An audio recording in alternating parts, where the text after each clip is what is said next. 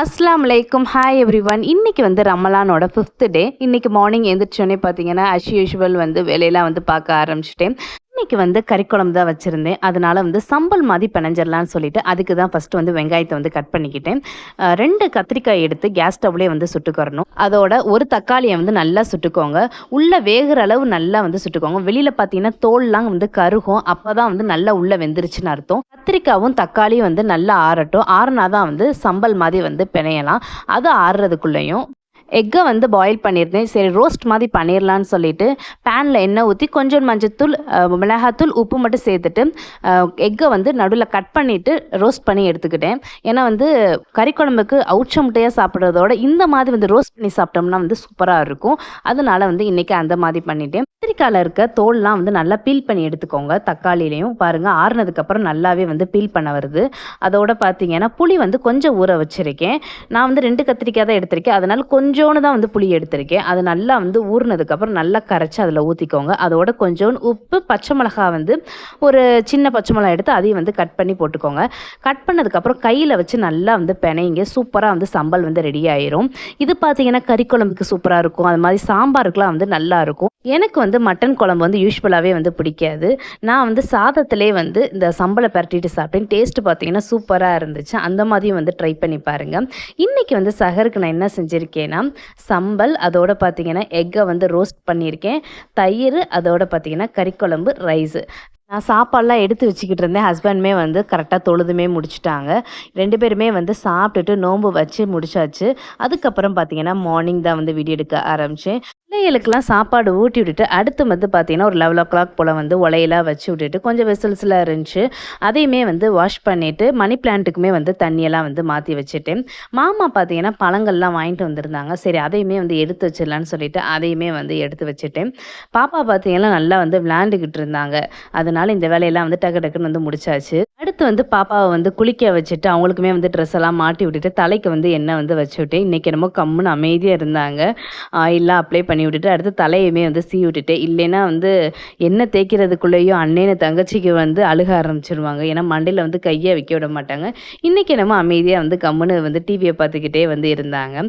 அவங்களையுமே வந்து ரெடி பண்ணி விட்டுட்டு அவங்க கூட கொஞ்சம் நேரம் விளையாண்டுக்கிட்டு இருந்தேன். இங்கே பாருங்கள் 2 பேரும் சேர்ந்து கபோர்டவே வந்து உடச்சி வச்சுருக்காங்க. இந்த கபோர்டை திறந்து இதில் வந்து ஏறி அப்படி மேலே ஷோகேஸில் ஏறி ஏறி நிற்கிறது. இந்த மாதிரி பண்ணுறனாலே அது வந்து உடஞ்சி போச்சு.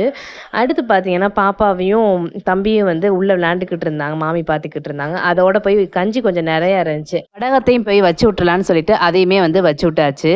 வெயில் பார்த்தீங்கன்னா சரியான வெயிலாக இருக்குது. இப்போலாம் பார்த்தீங்கன்னா வடகம்லாம் ஒரே நாளில் வந்து காஞ்சிருது. அந்தளவு வந்து வெயில் அடிக்குது.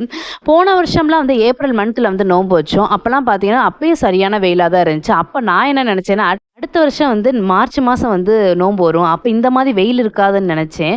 ஆனால் பார்த்தீங்கன்னா பயங்கரமாக இப்பயே வந்து வெயில் அடிக்குது. பிள்ளைகளுக்கும் பார்த்தீங்கன்னா சாப்பாடுமே வந்து ஊட்டி விட்டுட்டேன். இன்றைக்கி வந்து காய் எதுவுமே வந்து பொரிக்கலை. தயிர் சோறு தான் வந்து ஊட்டி விட்டேன். பாப்பா பார்த்தீங்கன்னா சாப்பாடே வந்து சாப்பிட மாட்டாங்க. ஆனால் மாதுளம்பழம் வந்து நல்லா சாப்பிடுவாங்க. ஃபஸ்ட்டு தயிர் சாதத்தை கொடுத்தேன், சாப்பிட மாட்டேன்ட்டாங்க. பார்த்தீங்கன்னா மாதுளம்பழத்தை உரித்து அதையுமே வந்து சேர்த்து மிக்ஸ் பண்ணி ஊட்டி விட்டேன். அதோட வந்து சாப்பிட்டுட்டாங்க. 2 பேருக்குமே வந்து ஊட்டி விட்டு முடிச்சாச்சு. தயிர் சாதமும் இந்த மாதுளம்பழத்தை வந்து கொஞ்சமாக போட்டு வந்து தயிர் சாதம் வந்து சாப்பிடும்போது டேஸ்ட் உண்மையிலேயே வந்து சூப்பராக இருக்கும்.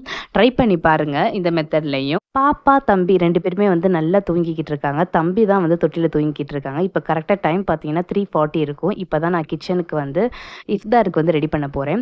இன்றைக்கி வந்து உங்களுக்கு ஸ்பெஷலாக வந்து இஃப்தாருக்கு வந்து ஒரு ட்ரிங்க் வந்து ஷேர் பண்ணலான்னு இருக்கேன். இது பார்த்தீங்கன்னா அகார் அகாரில் தான் வந்து செய்ய போகிறேன்.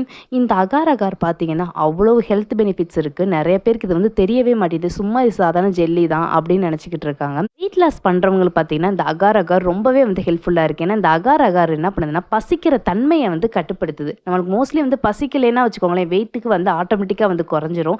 அதனால நீங்கள் வெயிட் லாஸ் பண்ண போகிறீங்கன்னா அகார் அகாரை வந்து அதிகமாக வந்து எடுத்துக்கோங்க. இது ரொம்ப ரேட்லாம் வந்து கம்மி தான். 10 கிராமே வந்து பார்த்தீங்கன்னா ஒரு 25 rupees அவ்வளோதான் வந்து இருக்குது. ஸோ நீங்கள் வந்து அதிகமாகவே வந்து வெயிட் லாஸ் பண்ண போகிறீங்கன்னா எடுங்க. அது மாதிரி மூளைக்கு பார்த்தீங்கன்னா சுறுசுறுப்பை கொடுக்குது. அதனால குழந்தைகளுக்குலாம் வந்து அதிகமாக வந்து கொடுங்க. ஸ்கின்னுக்கெல்லாம் பார்த்தீங்கன்னா நிறைய நம்ம மாய்ஸ்சரைசிங் க்ரீம்லாம் வந்து யூஸ் பண்ணுறோம். இதில் பார்த்தீங்கன்னா அகாரும் பார்த்தீங்கன்னா ஒரு இன்க்ரீடியண்ட்டாக தான் இருக்குது மாய்ஸ்சரைசிங் க்ரீமுக்கு. அகார வந்து நீங்க சாப்பிடும்போது ஸ்கின் ட்ரைனஸை வந்து ரெடியூஸ் பண்ணுது. அது மாதிரி இது வந்து இம்யூனிட்டி பூஸ்டர்ன்னு சொல்லலாம். நெறைய வந்து கேன்சர் இந்த மாதிரிலாம் வராம இருக்கிறதுக்கு இது ரொம்பவே ஹெல்ப்ஃபுல்லா இருக்கு. தைராய்டுக்கு எல்லாத்துக்குமே வந்து ஹெல்ப்ஃபுல்லா இருக்கு. ஸோ நீங்க வந்து அதிகமா வந்து எடுத்துக்கோங்க. அதனால தான் வந்து நோன்பு நாள்லயுமே பார்த்தீங்கன்னா, எல்லார் வீட்லயும் வந்து அகார் அகார் எடுக்குறாங்க. மேக்ஸிமம் பார்த்தீங்கன்னா, அவங்க சூட்டுக்காக மட்டும் தான் அப்படின்னு நெனச்சுக்கிட்டு இருக்காங்க. ஆனா இதில நெறையாவே ஹெல்த் பெனிஃபிட்ஸ் இருக்கு. ஸோ எல்லாருமே வந்து எடுத்துக்கோங்க. குழந்தைகளுக்கு வந்து அதிகமா குடுங்க. அது மாதிரி முக்கியமா பார்த்தீங்கன்னா, மென்சஸ் ப்ராப்ளம் அப்புறமேட்டுக்கு வெள்ளை வந்து அதிகமா படுது. அவங்கலாம் வந்து அதிகமாவே வந்து எடுத்துக்கோங்க. ரொம்பவே வந்து நல்லது. அகார் அகார் வந்து எப்படி ப்ரிப்பேர் பண்ணணும்னா, 5 கிராம் அகார் அகார் எடுத்தீங்கன்னா, நீங்க வந்து கரெக்ட்டா வந்து 1/2 லிட்டர் தண்ணி வந்து கரெக்ட்டா இருக்கும். ஃபர்ஸ்ட்டு ஒரு 10 மினிட்ஸ் வந்து ஊற வச்சுட்டு நல்லா வந்து காய்ச்சிக்கோங்க. நல்லா கரையிற வரைக்கும் காய்ச்சினா போதும். அதுக்கப்புறம் வந்து தேவையான அளவு வந்து சீனி போட்டுட்டு, நல்லா வந்து கரையிற அளவு காய்ச்சிட்டு, ஒரு பிளேட்ல வந்து அப்படியே ட்ரான்ஸ்ஃபர் பண்ணிருங்க. அப்படியே அது வந்து செட் ஆகட்டும். செட் ஆனோனே பார்த்தீங்கன்னா, நல்லா வந்து பீஸ் போட்டுக்கலாம் சின்ன சின்னதா. அது தனியா இருக்கட்டும். இந்த ட்ரிங்க்குக்கு வந்து மில்க் மெய்ட் வந்து வேணும். அதுதான் வந்து டேஸ்ட் வந்து என்ஹான்ஸ் பண்ணும். அதனால இன்னைக்கு நான் வீட்லயே வந்து மில்க் மெய்ட் வந்து பண்ண போறேன். இதுக்கு வந்து 400 ml வந்து பால் வந்து எடுத்திருக்கேன். அத நல்லா வந்து காய்ச்சிக்கோங்க. நான் இன்னைக்கு வந்து எடுத்தது வந்து பசும்பால் தான் வந்து எடுத்திருக்கேன். ஒரு கொதி கொதிச்சதுக்கு அப்புறம் பார்த்தீங்கன்னா, நீங்க வந்து தேவையான அளவு வந்து சர்க்கரை போட்டுக்கோங்க. நல்லா வந்து சர்க்கரைய வந்து போடுங்க. நான் இப்போ 400 ml பாலுக்கு பார்த்தீங்கன்னா, 300 கிராம் வந்து சர்க்கரை போட்டிருக்கேன். போட்டுட்டு ஃபர்ஸ்ட்டு கொதியிலே வந்து போட்டுருங்க. அப்பதான் அந்த மில்க் மெய்டோட கலர் வந்து நம்மளுக்கு கிடைக்கும். ஃபைனலா பார்த்தீங்கன்னா, ஒரு பிஞ்ச் வந்து சோடா உப்பு போடுங்க.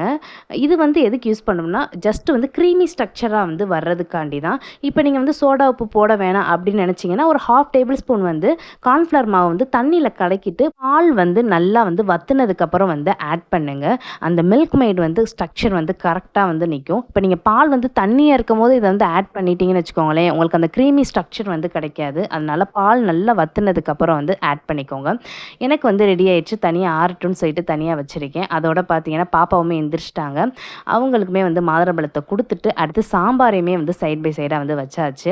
இப்ப பாருங்க ஜெல்லி வந்து எனக்கு நல்லா ஆயிருச்சு. அத நல்லா பீஸ் போட்டு வச்சிருக்கேன். பசும்பால் வந்து இன்னைக்கு வந்து கொல கொலன்னு காய்ச்சி, நல்லா வந்து ஃப்ரிட்ஜில வந்து சில் பண்ணி வந்து எடுத்திருக்கேன். அந்த பாலோட பார்த்தீங்கன்னா, நம்ம கட் பண்ணி வச்ச அகார் அகாரையும் சேர்த்துக்கிருவோம். அதோட பார்த்தீங்கன்னா, சப்ஜா விதை அது நல்லா வந்து ஒரு 10 மினிட்ஸ்லயே வந்து ஊறிருது. அத நீங்க ஒரு 1/2 அன் ஹவர்க்கு முன்னாடி வந்து அதையும் ஊற வச்சு சேர்த்துக்கோங்க. அதோட பார்த்தீங்கன்னா, பாதாம் பிசினு அதையுமே வந்து ஆட் பண்ணியிருக்கேன். பாதாம் பிசின் வந்து ஆப்ஷனல் தான். உங்களுக்கு வேணாட்டி ஸ்கிப் பண்ணிக்கோங்க. அதோட பார்த்தீங்கன்னா, மில்க் மெய்டு நான் செஞ்சு வச்சிருக்கேன்ல, அது ஃபுல்லாமே வந்து இன்னைக்கு ஊத்திட்டேன். அப்பதான் வந்து க்ரீமி ஸ்ட்ரக்சர் கிடைக்கும். வேற சர்க்கரை, சீனி எதுவுமே வந்து ஆட் பண்ணல. இந்த இனிப்புக்காகவே வந்து நான் ஃபுல்லா ஊத்திட்டேன். நல்லா வந்து கலந்துட்டு, நல்லா சில்லுன்னு வந்து சர்வ் பண்ணோம்னா, சூப்பரா இருக்கும் இந்த ட்ரிங்க்கு. கண்டிப்பா வந்து ட்ரை பண்ணி பார்த்துட்டு எனக்கு கீழ வந்து கமெண்ட் செக்ஷன்ல வந்து கமெண்ட் பண்ணுங்க. பால் வந்து இதுக்கு கொல கொலன்னு இருக்கணும். அப்பதான் வந்து இது நல்ல க்ரீமி ஸ்ட்ரக்சர்ல வந்து நம்மளுக்கு நல்லா இருக்கும். இஃப்தாருக்கு வந்து இந்த மாதிரி வந்து ட்ரை பண்ணி பாருங்க. இதுக்கு வந்து பார்த்தீங்கன்னா, எந்த எசன்ஸுமே வந்து ஆட் பண்ண வேணாம். இந்த டேஸ்ட்டே பார்த்தீங்கன்னா சூப்பரா இருக்கும். அதனால பிள்ளைகளுக்குமே வந்து குடுங்க. அன்னைக்கு நைட்டு பார்த்தீங்கன்னா, தோசை அதோட சாம்பார் வச்சு சாப்பிட்டு முடிச்சாச்சு. Bye friends. என்னோட வீடியோ பிடிச்சிருந்துச்சுன்னா, மறக்காம சப்ஸ்கிரைப் பண்ணிக்கோங்க, லைக் பண்ணுங்க, ஷேர் பண்ணுங்க, கமெண்ட் பண்ணுங்க. Thank you so much for வாட்சிங்.